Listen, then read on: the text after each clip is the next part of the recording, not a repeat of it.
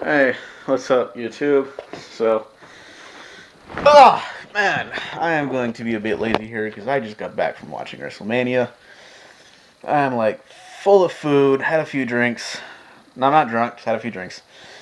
But I ate a lot of shit, like pizza and chicken wings and chips and nachos and other stuff. And alright, so everybody's like, people watching me right now saying, I don't give a shit what you ate. What happened at WrestleMania? So I was going to give my quick impressions of it. So all in all, I thought for the most part it was a good show. Although there were a few, it had a very slow start. I mean, first of all, there was the Sheamus Daniel Bryan match, which was a whole 18 seconds. So I guess like they had to do that quick because it was still sunlight out, and they couldn't keep Sheamus out too long because his skin would probably burn. So they probably had to end that as quick as possible. So that happened there. I think the next match, I might be doing some of these out of order. The next match was Orton versus Kane, which I thought was pretty good, even though it was like pretty much a generic Raw match. And that's basically it. I mean, I was actually surprised that Kane won. I really thought that Randy Orton was going to go ahead and just pull his like instant victory. You know, when he always gets his ass kicked, and then the last minute he'll just pull an RKO out of nowhere and win the match. But lo and behold, Kane actually takes the crown on that one. So I thought it was pretty good. It was like pretty interesting because a lot of things that I didn't think were going to happen happened. So like Kane winning was one of them. I thought Kane's going to lose. He's like the jobber or whatever. No, he actually won that match. Then there was Big Show versus Cody Rhodes, which I really didn't pay that much attention to. But Big Show won, so that was pretty cool. At least he won. He's got a belt now, so that's interesting. I like that fact. And then there was a Divas match, which was kind of sad when the Divas match is longer than the championship match. I mean, what the hell was that about? Come on. Didn't really pay much attention to that one, too. And the girl that won was the one that's not a wrestler. I don't know. I don't really pay attention to Divas anymore. So there was that. Then there was then they had the Triple H versus Undertaker match, which I thought was great. I mean, it really had you going. I mean, deep down, you knew Undertaker was going to win, but you still, like, even when you say Undertaker's match, you know he's going to win, but at the same time, you think there's that slight, tiny possibility that he might actually lose this one, but he finally hit 20-0. I thought it was a pretty good match. Shawn Michaels like part where he was like, what do I do? At one point, he attacked Undertaker because Undertaker like grabbed him and put him in his submission hold. I think he might have mistaken either he just grabbed Shawn Michaels because he was actually really legitimately pissed off at him, or he thought that maybe that was Triple H standing over him, so that's why he put him in the submission hold. But I don't know. They didn't really explain that. It just kind of happened. So HBK got pissed off, kicked him, and Triple H beating the crap out of Undertaker with a chair. But by the end, you could tell that Undertaker was going to win because Triple H. It was like kind of a mirror of last year, where last year Undertaker he was just dying, dude. He couldn't even stand up on his own power. I don't know if that was legit, or they were actually just supposed to be storyline. It's hard to tell because it looked real, but a lot of things that look real end up being like storyline anyway. So I don't know. It was kind of the end here, and even Triple H was like Triple H kind of did the same thing Shawn Michaels did in their last match, Undertaker, when he knew he was done. So he just like he did this little cross chop thing. He's like just fucking end it. Well, because like what I liked was when Triple H tried to hit him one last time with a sledgehammer. The Undertaker just grabs it and he's like, just give it up, son. You're done. You're done right there. So I thought that was pretty cool that he did that. And then Triple H was like, just finish it, and he tombstone him and count it and everything like that. I thought it was pretty cool at the end where they all they both picked him up and took him out of the ring, and like at the end they all like hugged. So you could tell, yeah, we're all done here. I mean, I really don't think.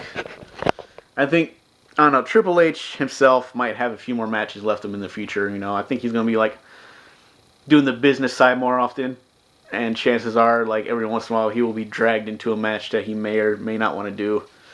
I think he might still have an to Undertaker. I think he's finished. So he might not be, but I think he should just end it at 20-0 and be done with it because he really can't.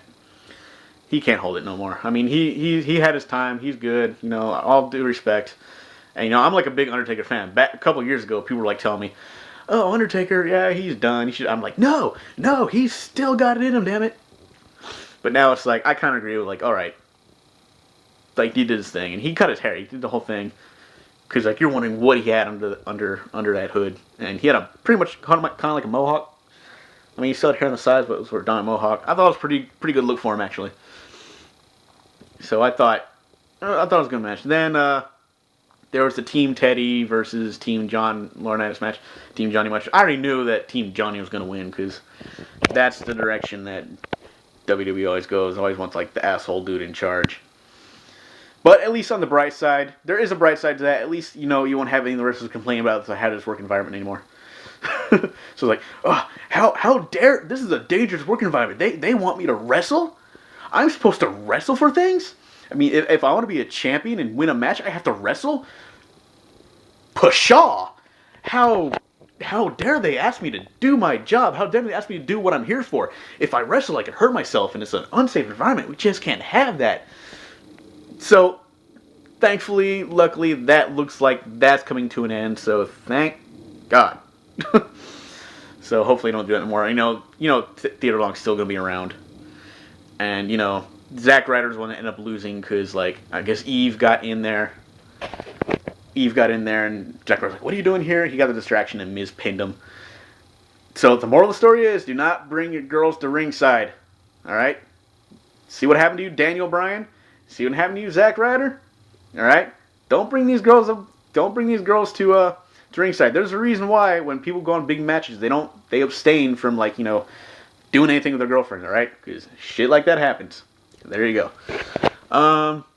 So there was that happen. The Triple H CM Punk match was good.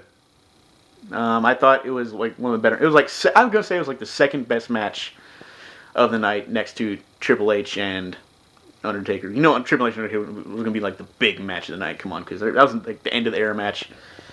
What's gonna happen? Who's gonna win? Who's gonna lose? Even though like we all knew Undertaker was gonna win, but that's not the point. It was a good one, and of course, John Laurinaitis had to put that bullshit stipulation at the end. Oh, if you lose by disqualification, or if you try to win, if you lose by disqualification, you're going to lose your belt at all. So, Chris Jericho, knowing that, was going to come out, and he's going to, like, try to taunt them, talk crap about his dad and his sister and stuff like that. But I really didn't think Jericho was going to win.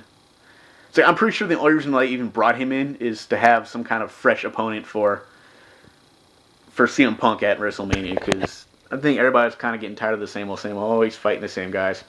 Like, so I think Jericho's, I don't know, he may or may not come back after this. Like, I don't know. I'm sure the people out there know more than I do.